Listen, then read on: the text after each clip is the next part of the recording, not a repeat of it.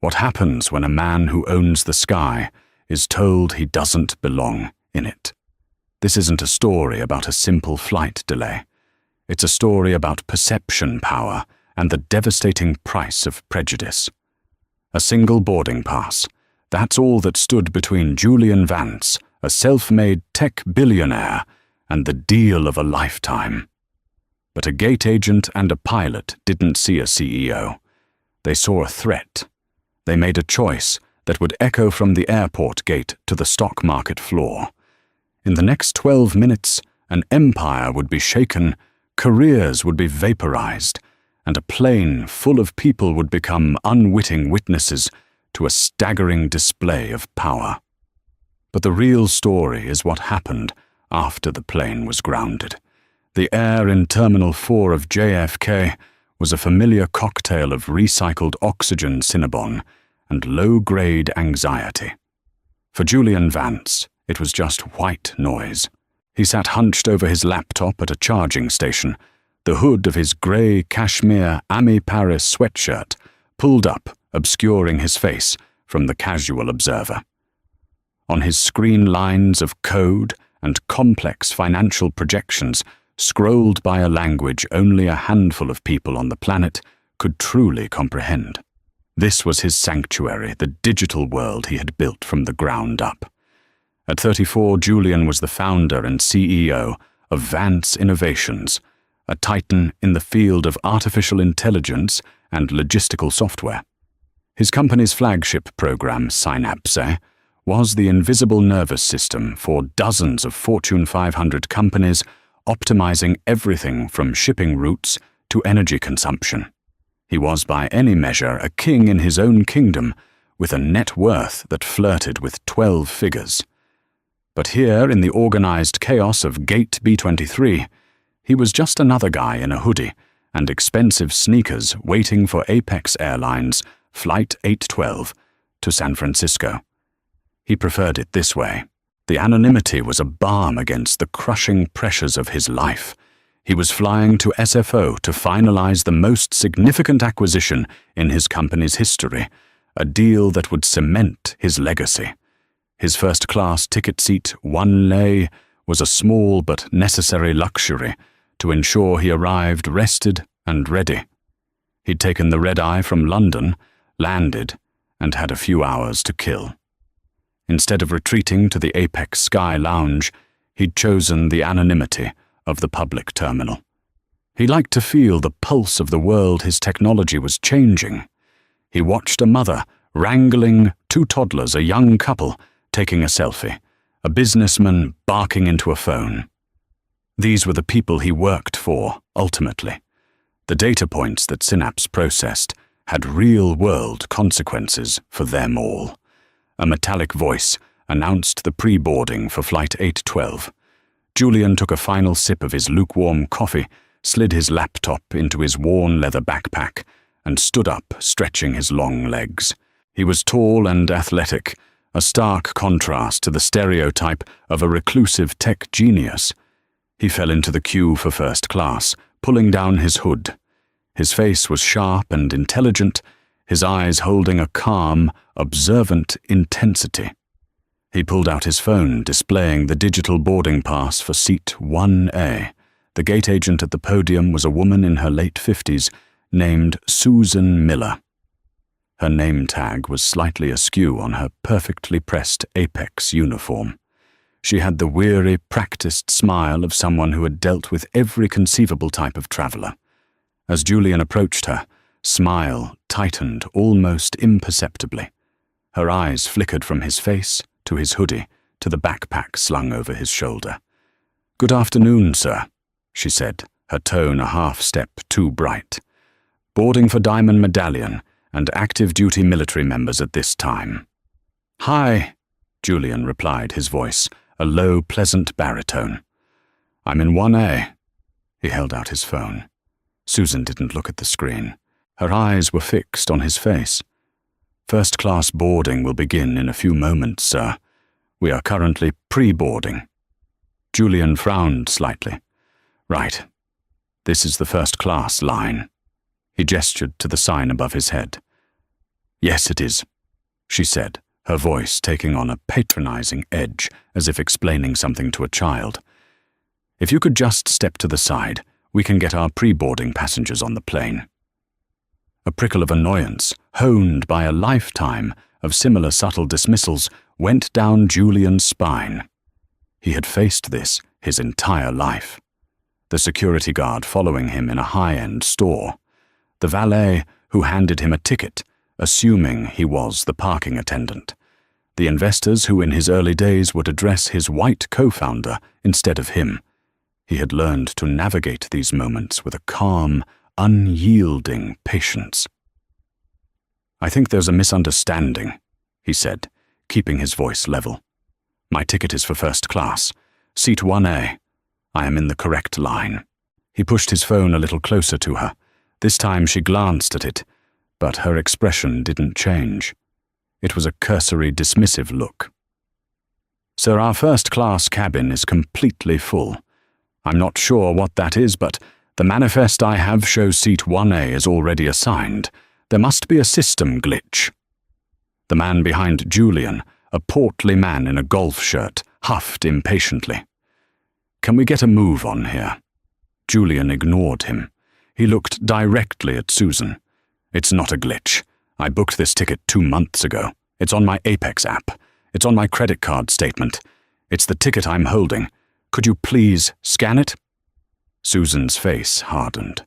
Her professional veneer cracked, revealing a wall of rigid certainty. Sir, I'm not going to argue with you. The seat is taken.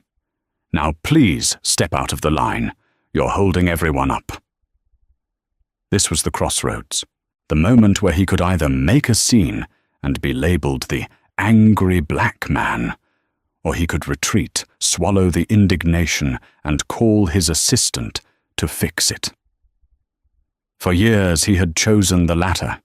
It was easier, it was professional, it conserved his energy for battles that mattered. But today was different. Today he was flying to close a deal that was the culmination of his life's work. Today the quiet dismissal, the casual erasure of his presence, felt like a personal affront to everything he had built. He wasn't just some guy. He was Julian Vance, and he was supposed to be in seat 1A. I'm not stepping out of the line, he said, his voice dropping to a quiet but firm register. I'm asking you to do your job and scan my boarding pass. If there's an issue with a double booking, we can resolve it. But you haven't even tried.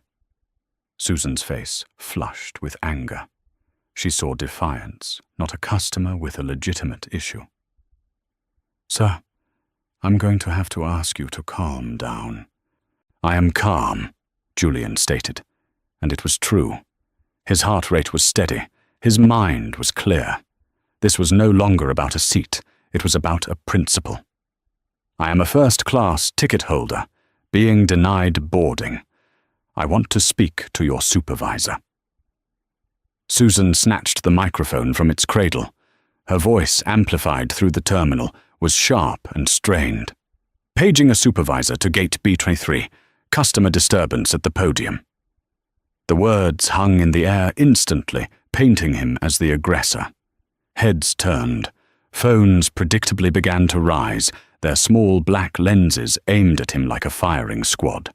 The invisible man was suddenly uncomfortably visible, and in the court of public opinion, the trial had already begun.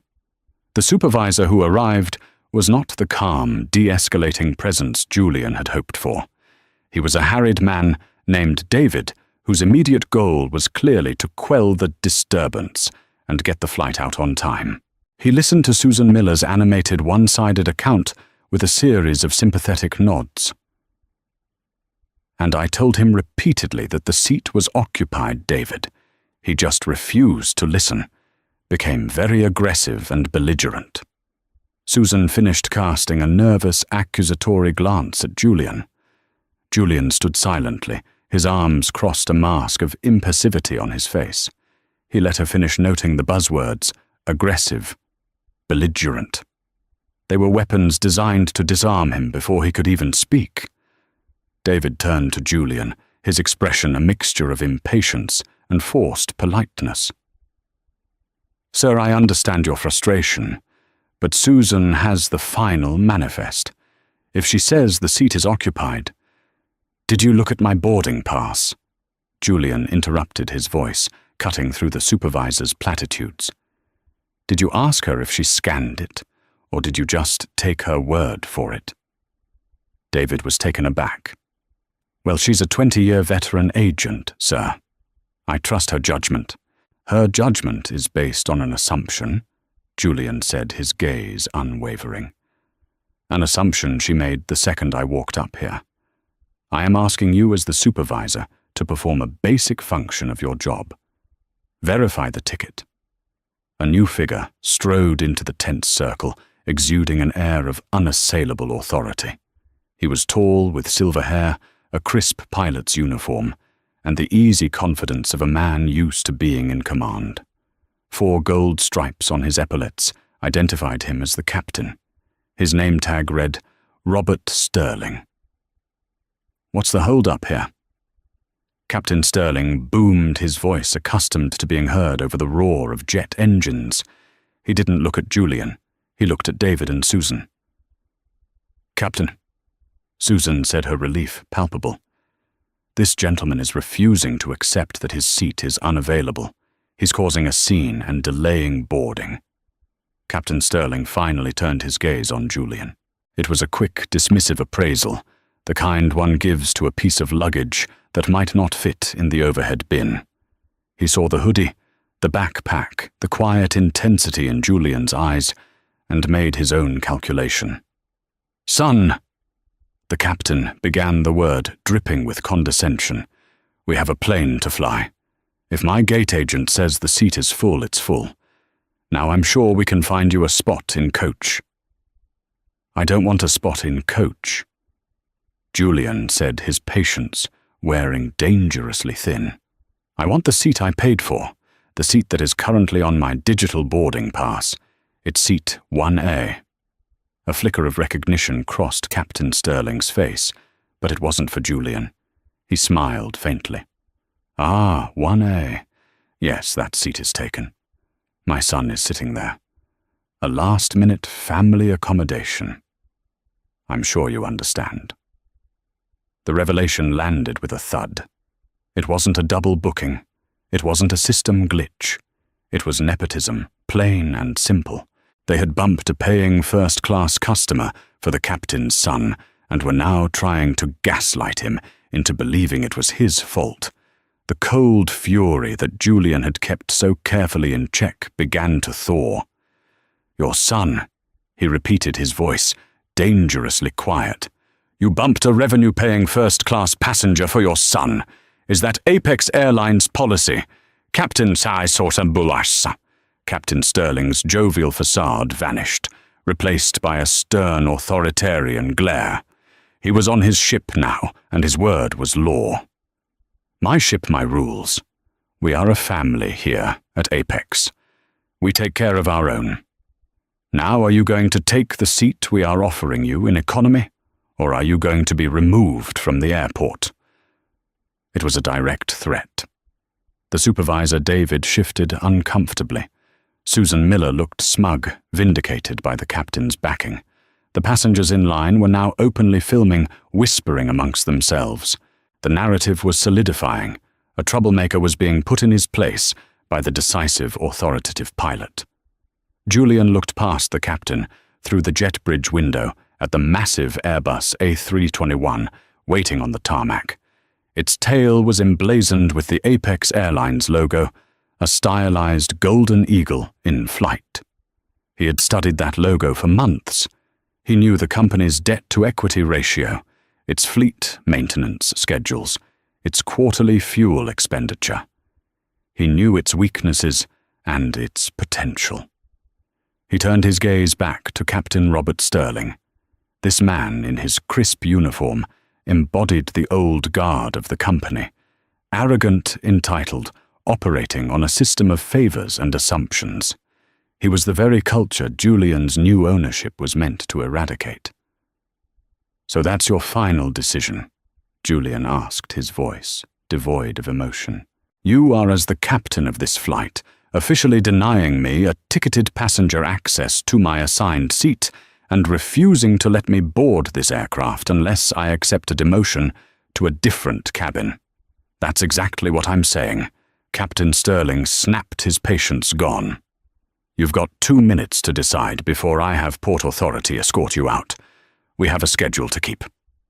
He turned his back on Julian, a gesture of finality, and addressed Susan. "Let's resume boarding. Main cabin zones 1 and 2. Julian didn't move. He didn't argue.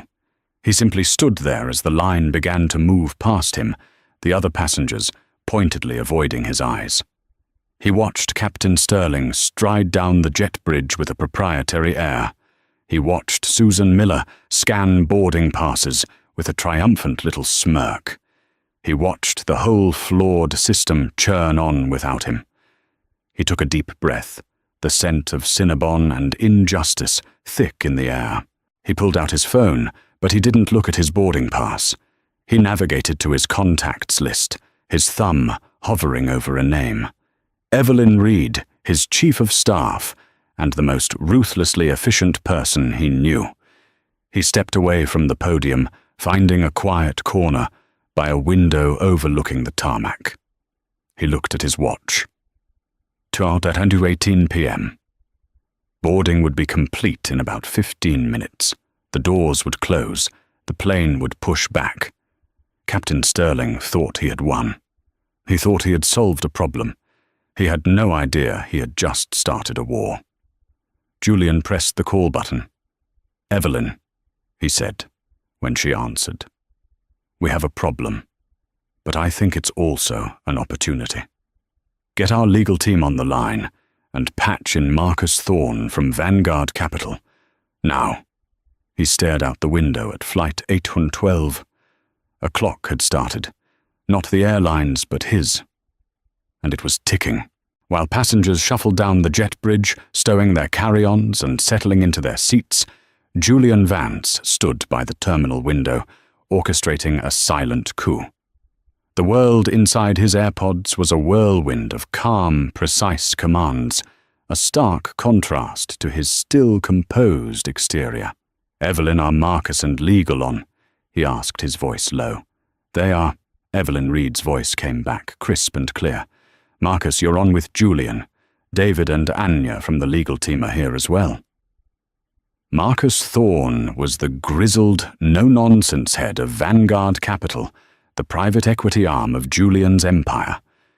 It was Vanguard that had just 3 weeks prior finalized the acquisition of a 68% controlling stake in Apex Airlines' parent company, Global Air Transit Holdings, GATH. The deal was so recent that the ink was barely dry, and the operational transition was still in its infancy. Most of the airline's frontline employees, including a certain Captain Sterling, had no idea who their new ultimate boss was.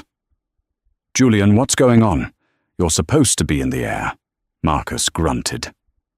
Julian gave them the unadorned facts, his tone as detached as if he were describing a software bug. "I've been denied boarding on Apex Flight 812 from JFK to SFO, Seat 1A. The gate agent Susan Miller refused to scan my ticket. The pilot captain, Robert Sterling, intervened. He informed me he gave my seat to his son and has threatened to have me removed by Port Authority if I do not accept a seat in the main cabin." There was a stunned silence on the line. "Are you fucking kidding me?" Marcus Thorne finally exploded. "I am not," Julian said calmly. Anya, the head of his legal team, spoke up. "Julian, this is a clear violation of the contract of carriage, not to mention potential discrimination. We can sue. We'll own what's left of this airline when we're done." "No," Julian said, his eyes fixed on the ground crew preparing Flight 812 for departure. "Litigation is too slow. This is a management issue. It's a culture issue, and it needs to be solved now. Marcus, who is our highest-ranking executive contact at GATH on the East Coast." "That would be Harrison Finch," Executive Vice President of North American Operations. His office is in Queens, but he lives in Greenwich. I can have him on the phone in 5 minutes." "Not good enough," Julian replied. "I want him here, at gate B23. Tell him the new majority stakeholder has a critical time-sensitive operational emergency that requires his immediate physical presence. Use those exact words. Tell him if he is not here in 10 minutes, he can tender his resignation, effective immediately. Evelyn, get me the direct number for the JFK Airport Tower." "The tower?" Evelyn asked, the first hint of confusion in her voice. "The tower," Julian confirmed. "And get me the head of tarmac operations for Apex at JFK. I want their names, and I want them on a separate conference line in 60 seconds. The next few minutes were a masterclass in controlled chaos. While passengers on Flight 812 were being told to turn off their electronic devices, Julian was on the phone, his instructions cascading through the corporate hierarchy with the force of a tidal wave. "This is Julian Vance," he said to the stunned Apex tarmac manager. "I am speaking on behalf of the new ownership at Gath. You are to ground Flight 812 immediately. Do not allow it to push back from the gate. Relay a message to the cockpit. Operational command override initiated. Await instructions from the gate. Confirm you understand." The manager stammering confirmed. Simultaneously, Evelyn was working her own magic. Julian watched as through the window, a message flashed on the digital display of the ground crew's control panel. The fuel truck that had been connected to the wing pulled away, but the jet bridge remained firmly attached. The forward cargo door, which had been closing, slowly reopened. On the plane, Captain Sterling would be seeing a series of error messages and holds on his flight management system that he had never seen before. His connection to the tower would be rerouted. His authority, which he held as absolute just minutes earlier, was being systematically dismantled from the outside. Julian then made his final call, this one, to Harrison Finch, the EVP, who was now in a panic-stricken race to the terminal. "Mr. Finch," Julian said, his voice cold as ice. "I am standing at gate B23. I have grounded one of your aircraft, Flight 812. The pilot, Captain Robert Sterling, and the gate agent, Susan Miller, have created a significant liability for this company. I expect you here with 2 members of your executive security team in," he checked his watch, 4 minutes. "You will escort me onto that plane. We are going to have a brief but memorable conversation with the captain." The time was 2:30 p.m. Exactly 12 minutes had passed since Captain Sterling had turned his back on Julian and dismissed him. In those 12 minutes, Julian Vance had seized control of the airline's local operations, summoned its highest-ranking regional executive under threat of termination, and frozen a 200-ton aircraft in its tracks. He disconnected the call and removed his AirPods, the silence of the terminal rushing back in. He walked slowly back towards the gate podium. Susan Miller was speaking frantically into her phone, her face pale. The passengers on the plane, sensing the unusual delay, were beginning to stir their faces, appearing in the small oval windows. David, the supervisor, rushed over to Julian. "What's going on? The tower just ordered us to stand down. They're saying there's a security issue." Julian looked at him, his expression unreadable. "The security issue is being addressed," he said. Just then, 3 men in dark suits came running down the concourse. The man in the lead, Harrison Finch, was impeccably dressed, but his face was ashen and beaded with sweat. He saw Julian standing there, took in the hoodie and the backpack, and for a split second, his face registered the same confusion as Susan Miller's. But then he saw the cold, commanding look in Julian's eyes, a look he had seen in boardrooms where fortunes were made and lost. "Mr. Vance?" Finch asked, his voice breathless. "Mr. Finch?" Julian nodded. "You made good time. Let's go and have a word with your captain." Together, the four men, the billionaire in the hoodie, and the three executives in suits walked past the stunned gate agent and onto the jet bridge. The climate-controlled air of the terminal gave way to the metallic hum of the grounded plane. The reckoning was about to begin. The atmosphere inside the first-class cabin of Flight 812 was one of simmering confusion. The initial thrill of boarding had dissipated, replaced by the collective annoyance of an unexplained delay. Captain Robert Sterling's voice had come over the intercom once, a brief, clipped message about a minor operational issue at the gate that did little to soothe anyone. He was standing at the front of the cabin, chatting with a flight attendant, when the door to the jet bridge hissed open. He turned, expecting to see a ground crew member, but instead saw Harrison Finch, the executive VP of operations, looking like he'd just seen a ghost. Flanking Finch were two stern-looking men in suits, and behind them, to the captain's utter disbelief, was the young man in the hoodie from the gate. "Harrison, what the hell is going on?" Sterling demanded, his bonhomie gone. "Why have you held my flight? We're going to miss our window." Harrison Finch ignored him. His eyes were locked on Julian. "Mr. Vance, the aircraft is secure." The name Vance hung in the air. It didn't register with the flight attendants or the passengers. But to Captain Sterling, who read the financial pages, it sparked a faint, terrifying flicker of recognition. Vance Innovations, the Synapse software, the recent seismic news of the Gath acquisition. His mind began connecting dots with sickening speed. Julian stepped forward, moving into the cabin. His presence seemed to shrink the space. His gaze swept over the passengers, a few of whom were now filming this new development before landing on a young man in seat was. He was about 20, with his father's sandy hair and arrogant posture, engrossed in a game on his phone. "You must be the captain's son," Julian said. The young man, Chadwick Sterling, looked up annoyed at being interrupted. Julian then turned his full attention to Captain Sterling.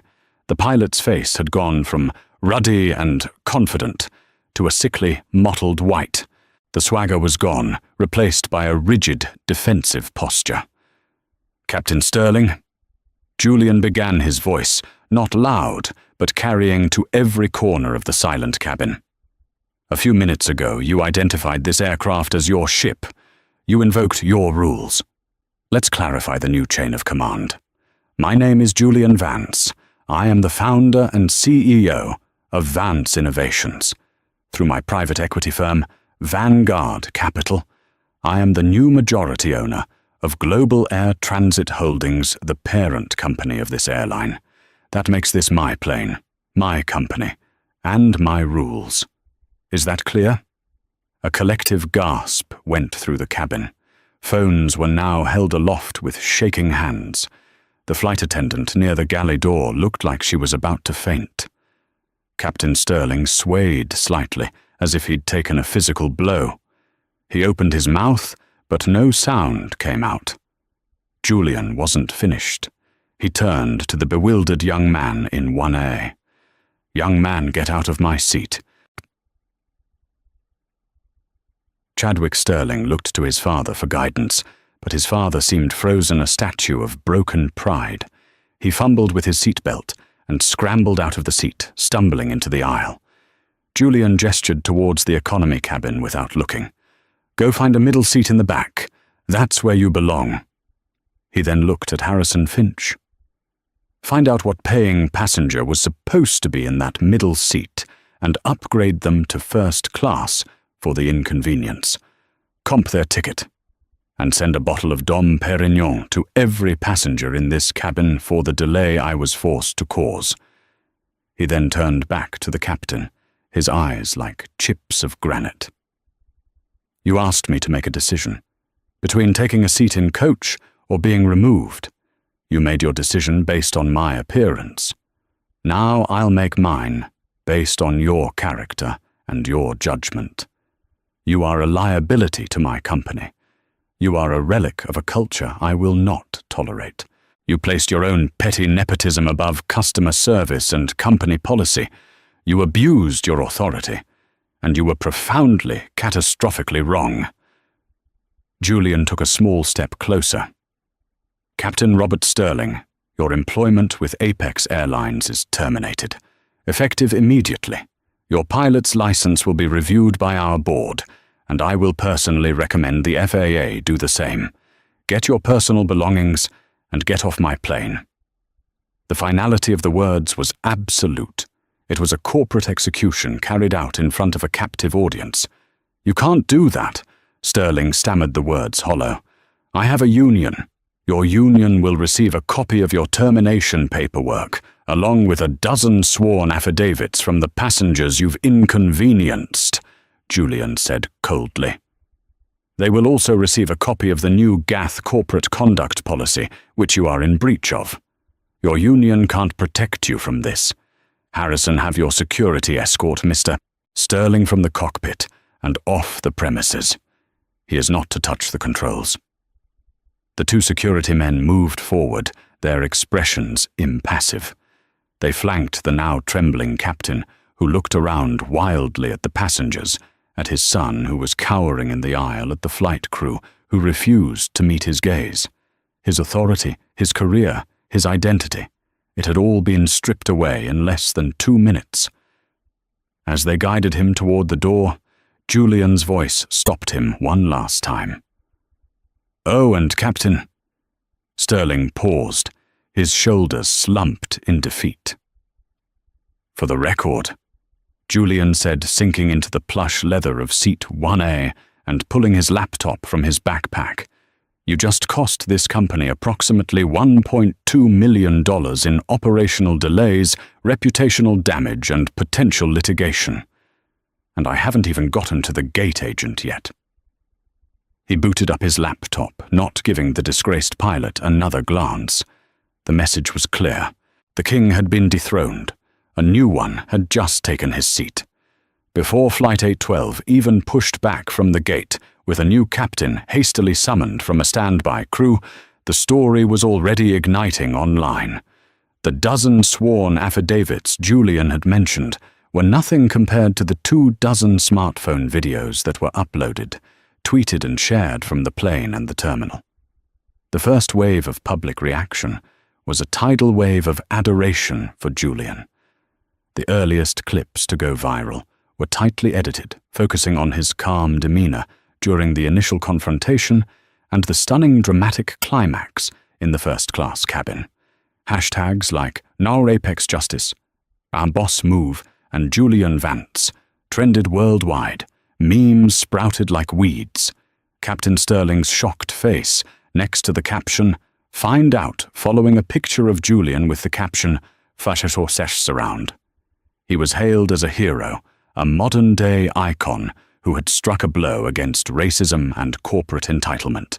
News outlets ran glowing profiles framing him as the billionaire who fought back. Vance Innovations stock saw a minor, temporary bump, a symbolic nod from the market. For 48 hours, Julian Vance was a folk hero. But the internet's gaze is fickle. The firestorm of praise soon gave way to a more complex and critical second wave. Longer, unedited videos began to surface. One filmed from across the gate showed Julian's unnerving stillness as he made the calls. It looked less like righteous anger and more like a cold, calculated execution. Another clip filmed from the back of the first-class cabin captured the raw fear on the flight attendant's face and the abject humiliation of Captain Sterling being escorted off the plane he had commanded for 20 years. The narrative began to shift. Op-eds appeared in the Wall Street Journal and the New York Times. Was this justice or a terrifying display of unchecked billionaire power? One man with a few phone calls brought a multi-million-dollar piece of public infrastructure to a grinding halt to settle a personal score. One columnist wrote, "Is that the world we want to live in?" The pilots' union released a blistering statement, painting Robert Sterling not as a bigot, but as a veteran pilot trying to maintain order and secure his aircraft, who made a regrettable but understandable procedural error. They announced a lawsuit for wrongful termination that would run into the tens of millions. Then came the story of Susan Miller, the gate agent. A local news station found her. She was a widow, a grandmother working 2 jobs to support her family. In a tearful interview on her front porch, she claimed she was just following protocol for an overbooked flight, and that Mr. Vance had been intimidating. She was fired via a sterile email the same day as Sterling. Public sympathy, which had been firmly with Julian, began to fracture. Online fundraisers for Susan Miller and Captain Sterling sprang up, raising hundreds of thousands of dollars. The most damaging blow came from the other passengers. A class action lawsuit was filed on behalf of the 187 other people on Flight 812. Their complaint wasn't about racism or corporate justice. It was about being held hostage in a billionaire's personal drama. People missed connecting flights, business meetings, family reunions, even a wedding. One man, a surgeon, missed a critical consultation for a patient. Their stories were powerful and relatable. Julian's power play had had real negative consequences for innocent people.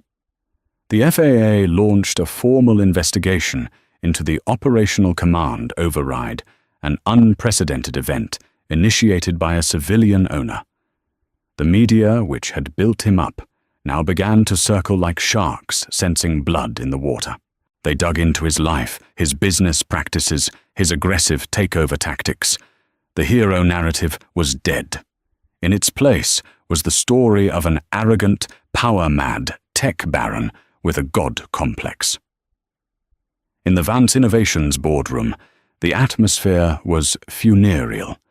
The stock, which had seen a brief bump, was now in a freefall. The Apex scandal was becoming a Vance Innovations scandal. Corporate partners were getting nervous. The Synapse software was about efficiency and stability, but its creator was now the global icon of chaotic disruption. The board is deeply concerned, Julian Portre Marcus Thorne told him, his face grim. The brand is taking a beating. You've become the story, and it's killing us. You fought a monster, and in the process, you showed the world you could be a bigger monster. Julian, who had felt so in control, so righteous in that moment at the gate, now felt the narrative and his own company slipping through his fingers. He had won the battle on the jet bridge decisively, but he was now beginning to realize with a dawning horror that he was losing the war on every other front imaginable. The karma delayed by the speed of his power was finally arriving, and it was coming with interest. The fallout was no longer just a media problem. It was a cascade of catastrophic failures that threatened to wash away everything Julian had built. The world had seen the steel fist inside his velvet glove, and it recoiled. The first major domino to fall was the acquisition he had been flying to San Francisco to finalize. The target company, a rising star in quantum computing called Ether Dynamics, publicly pulled out of the deal. Their CEO issued a statement that was a masterclass in corporate shade. Ether Dynamics is built on a culture of collaboration and trust. Recent events have led us to believe that a partnership with Vance Innovations would represent a fundamental misalignment of our core values regarding professional conduct and conflict resolution. The subtext was clear. We don't do business with tyrants. The deal, worth over $14 billion, evaporated overnight. This sent a shockwave through the market. Vance Innovations stock plunged another 20%. Analysts who had once praised Julian's visionary leadership now called him erratic and a liability. The Apex incident was no longer a personal drama. It was a material risk to shareholder value. The legal battles multiplied. The class action lawsuit from the passengers was gaining momentum, with a high-profile attorney taking the case pro bono, sensing a massive PR victory. Depositions were scheduled. The media feasted on every leak, every detail of the personal stories of those affected by the delay. The surgeon who missed his consultation became a recurring, heartbreaking figure in the news cycle. Captain Sterling's wrongful termination suit was equally brutal. His lawyers argued that while his decision to give his son the seat was against policy, it was a common, unofficially sanctioned perk for senior pilots, a nod and a wink practice that management had ignored for years. They produced evidence of dozens of similar unpunished incidents. Their argument was that Sterling was not fired for breaking the rules, but for unknowingly breaking the rules in front of his new, ultra-powerful boss. They painted Julian as a man on a power trip, making an example of a 25-year veteran pilot to consolidate his new authority. Inside Vance Innovations, the company Julian had created from his college dorm room, a mutiny was brewing. His board of directors, once his staunchest allies and mentors, convened an emergency meeting without him. Marcus Thorne, his face etched with regret, was the one to deliver the news. "They're invoking the key person risk clause, Julian." Marcus said, his voice heavy. The meeting took place in Julian's minimalist glass-walled office, the glittering city skyline behind him, a testament to a kingdom that was now under siege. "The what?" Julian asked, though he knew exactly what it was. It was a standard clause in their corporate governance, a doomsday protocol designed to protect the company if its CEO went rogue, became incapacitated, or otherwise endangered the firm. He never imagined it would be used against him. "The board has voted no confidence." Marcus continued, avoiding eye contact. "Your public actions have been deemed a direct and material threat to the company's financial stability and reputation. They are requesting you take a temporary leave of absence as CEO effective immediately pending the outcome of an internal review." A temporary leave of absence. It was a corporate euphemism for being exiled. He was being pushed out of his own company. "They can't do that," Julian whispered, the words tasting like ash. "I'm the majority shareholder." "You're the majority shareholder of common stock," Marcus corrected gently. "But the board, through their preferred shares and the bylaws you yourself signed off on, have the power to protect the company's interests. And right now, Julian, you are not in the company's best interest." The irony was crushing. His entire life had been a fight for control. He had mastered the digital world, bent the corporate world to his will, and built an empire on the principle of absolute data-driven control. But in one moment of raw emotional fury, he had lost control of the most important thing, the narrative. He had played God for 12 minutes, and now his own creation, the intricate system of rules and governance he'd built, was casting him out. His chief of staff, Evelyn Reed, who had watched the whole saga unfold with growing dread, was the only one to speak to him with brutal honesty. "You had 1,000 ways to handle that, Julian," she said, standing in his office after Marcus had left. "You could have taken the coach seat, landed in SFO, and fired the entire JFK senior management team with a single email. You could have documented the incident and owned the airline in a lawsuit. You could have used it as a teaching moment for the entire company. But you chose public spectacle. You chose humiliation over correction. You needed to prove you were the king, and now you've lost the kingdom." He stood by the window looking down at the city below. He had wanted respect. He had demanded it. But in the cold, hard light of the aftermath, he realized he hadn't earned respect. He had commanded fear. And fear is a fragile foundation on which to build an empire. The phone on his desk rang. It was the General Counsel for Gath. The FAA investigation had concluded. They were fining the airline a record $25 million for violations of federal aviation regulations, specifically citing the unprecedented and reckless seizure of operational control by an unauthorized civilian. The cost of his seat 1A was now tallied. One $14 billion acquisition, a 20% drop in his company's value amounting to tens of billions more, a $25 million federal fine, multiple multi-million-dollar lawsuits, and now the potential loss of the company he considered his life's work. He had grounded a plane and fired a pilot, and in doing so, he had, with breathtaking efficiency, grounded his own life and fired himself. 6 months had passed, the seasons had turned, and the world with its voracious appetite for new outrage had moved on. The saga of Apex Flight 812 had faded from a blazing international headline into the digital ether, becoming a case study taught in business ethics classes and a half-remembered meme. For the world, it was old news.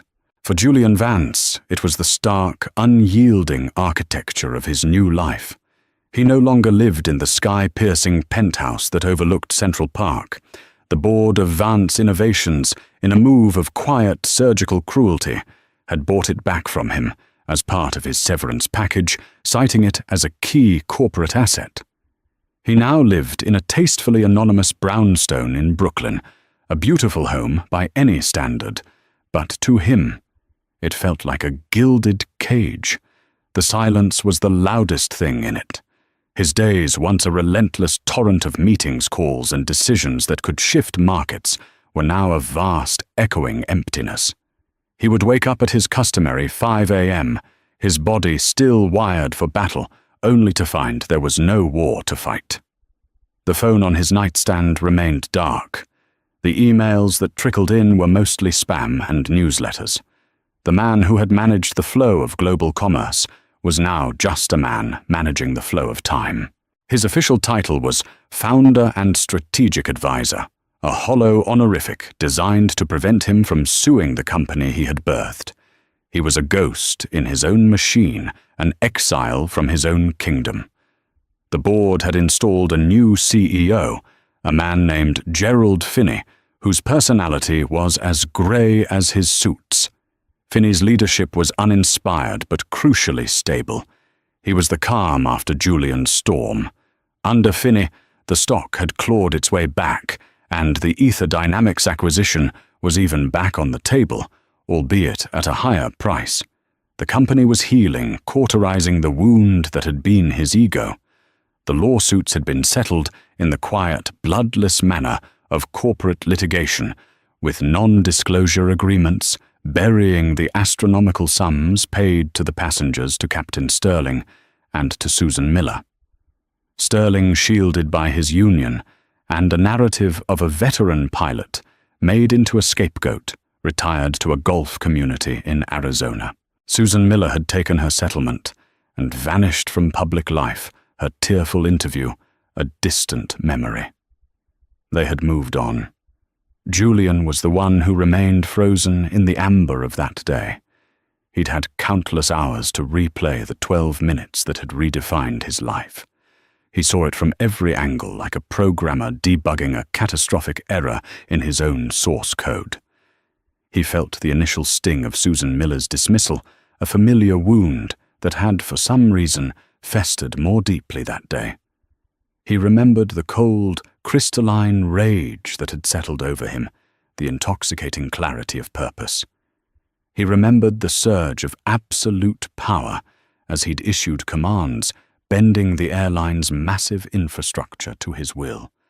It had felt like justice. It had felt like victory. Now he knew it for what it was, the most expensive temper tantrum in history.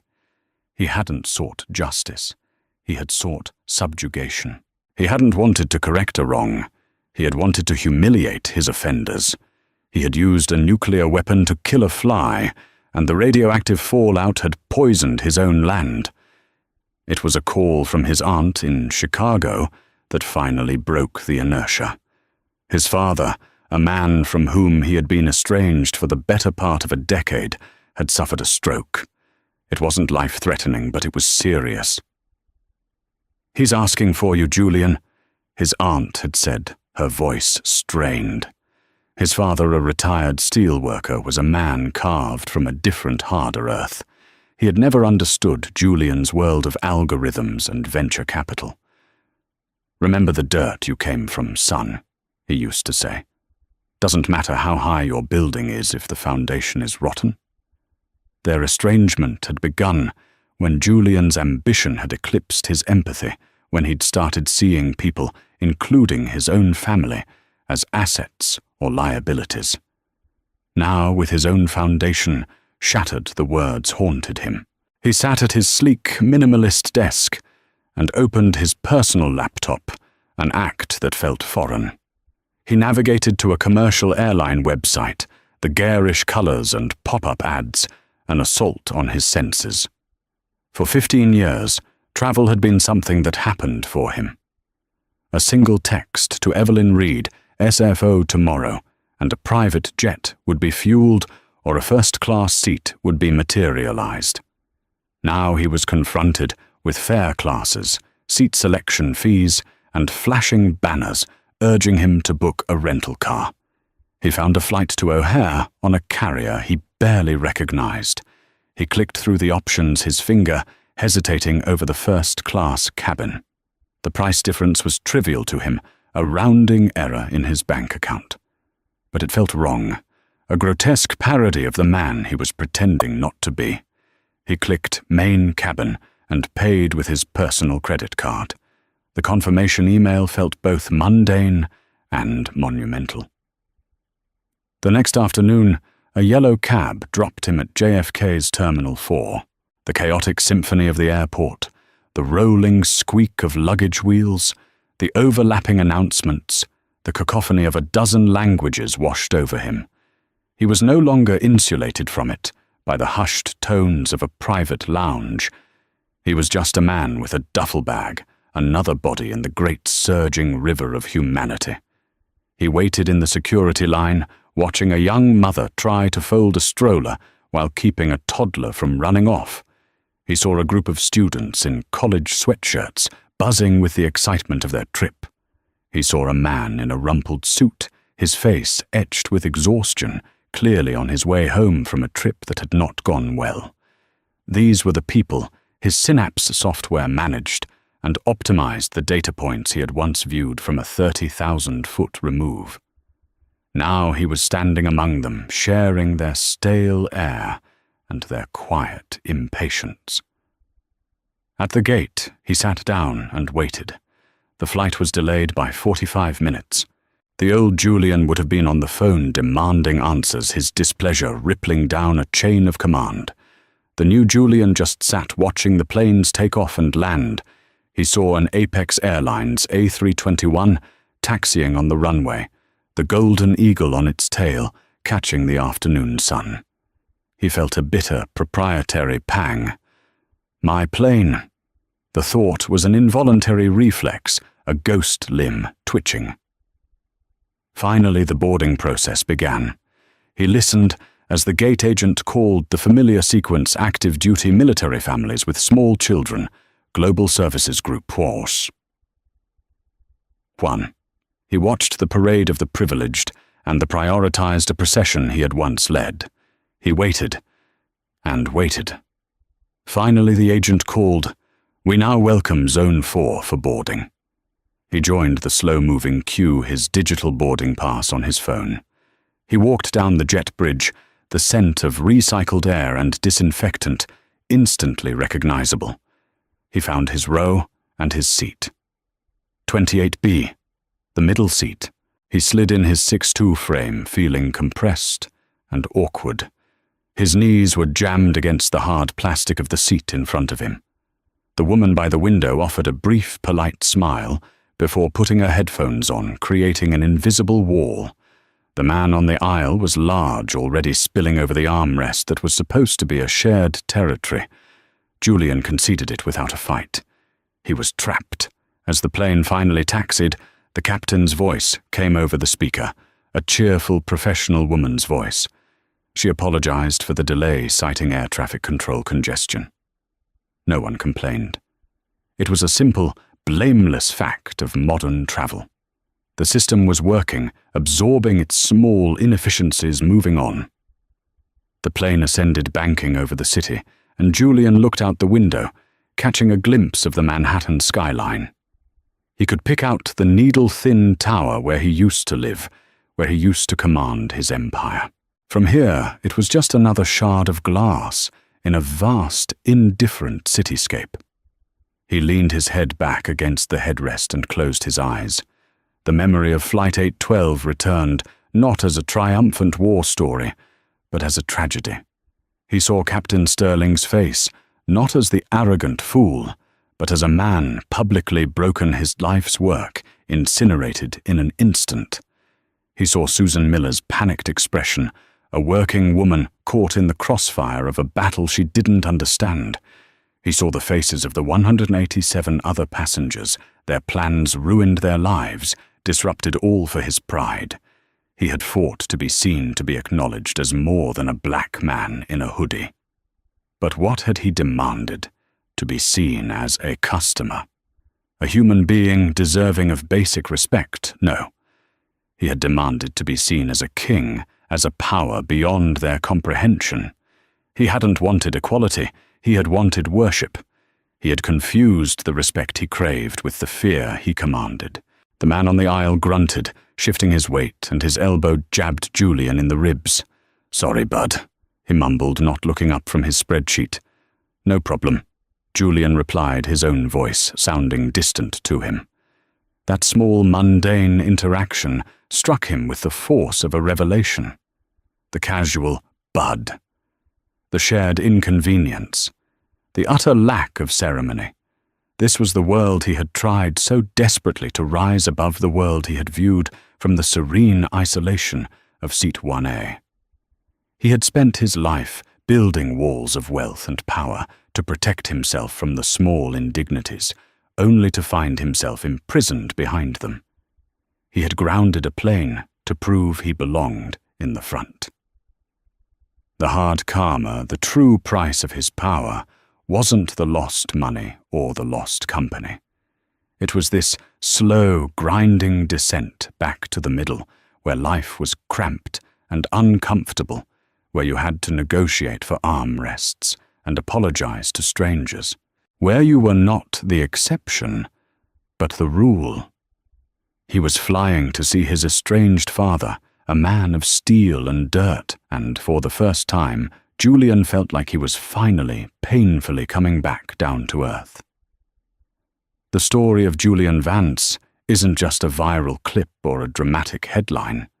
It's a stark reminder that in our interconnected world, power is more than just the ability to command. It's the wisdom to know when and how to use it. He fought an act of prejudice with an act of overwhelming force, and in doing so, lost the moral high ground and the empire he built.